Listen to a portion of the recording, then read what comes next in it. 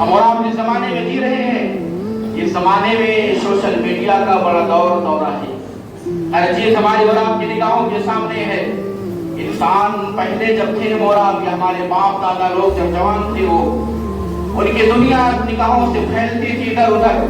بھائی بہن، اڑوس پڑوس، قریبی رشتے دار، دور کے رشتے دار، دوست و احباب، سارے رشتے ناطے سب کچھ قائم تھے، ایک دوسرے سے ملاقات کرتے تھے۔ آج ہم اور آپ، یہ ہماری جنریشن جس زمانے میں زندگی ہم اور آپ گزار رہے ہیں، ہماری زندگی کا محور صرف اتنا ہے کہ جو ہم اور آپ کو اپنے سوشل میڈیا پر، موبائل پر دکھائی دیتا، اتنی ہماری دنیا ہے۔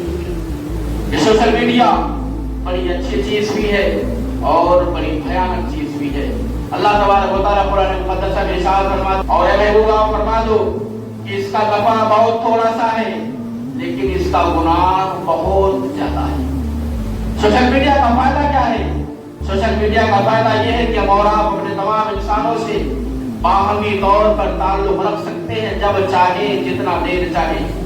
سوشل میڈیا کا ایک فائدہ یہ بھی ہے کہ اگر ہم اور آپ کو صحیح معنوں میں سمجھ اچھے برے کی، تو اچھے لوگوں سے دینی طور پر دینی شعور حاصل کر سکتے، دین میں رہنمائی حاصل کر سکتے ہیں۔ ماہ رمضان آنے والا ہے، خدا را نوجوانوں، خدا را مسلمانوں، اپنے روزوں کو سوشل میڈیا پر اس کی ریلز کو اسکرول کرتے کرتے اپنے روزوں کو خراب نہ کرو۔